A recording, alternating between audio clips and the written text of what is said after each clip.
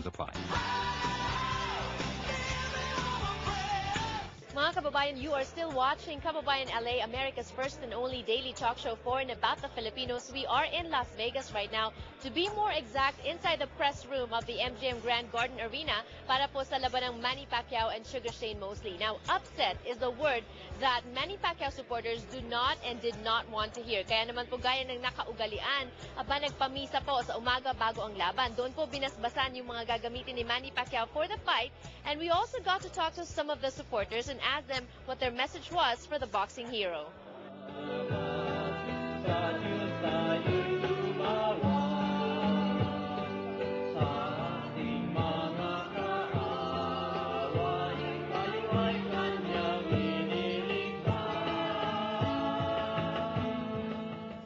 The pre-fight mass for Manny Pacquiao has been a tradition that the champion Filipino fighter and his supporters have shared ever since the Morales fight.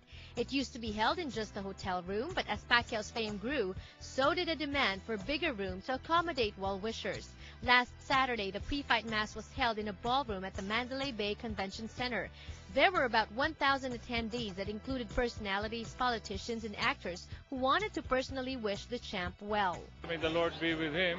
Maganda itong misa at inaasahan natin siya mananalo at mananalo in such a way that it will be very emphatic. At ako'y nagagalak na sinabi niya, hiniling niya na mag-suot ng dilaw sapagkat it's a sign of unity and it's a sign of support for one another.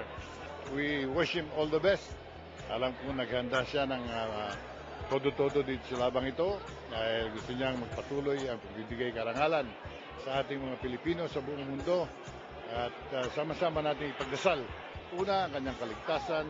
Pangalawa, ang tagumpay na binibigay niya sa ating lahat ng mga Pilipino. Mga kababayan, patuloy natin ipagdasal si Manny sa laban niya tonight and we hope and pray na manalo siya. Mabuhay ang ating bayang Pilipinas. Well, Manny, I wish you good luck. Ako'y talagang, I'm so proud of you. Feeling ko, ako si Mami Jonicia. Pinagdadasal na kita sa lahat ng simbahan. Sana lagi kang manalo sa lahat ng laban mo dahil napakabait mong tao and you offer everything to the Lord. Thank you.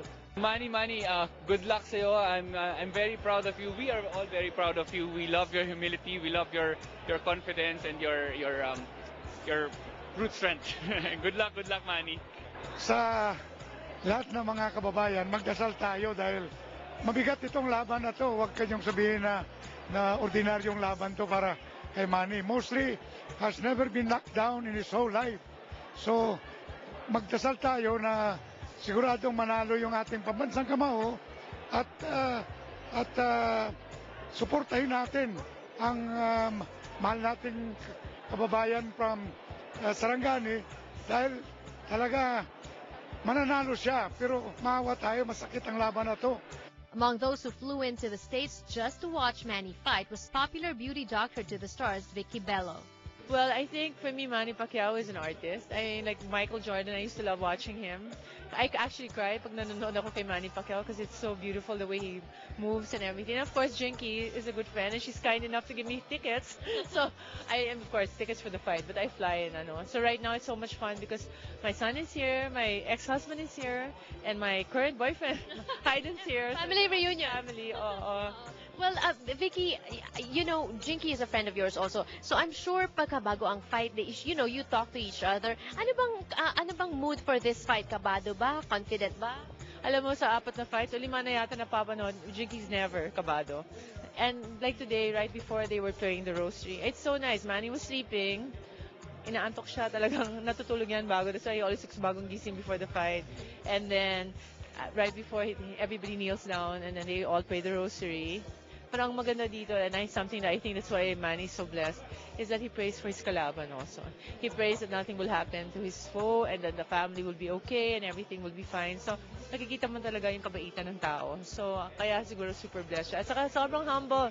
Lahat talaga inaano niya sa Diyos na through him, the Lord works through him. So, that's why I think he's such a wonderful fighter, so classy pa.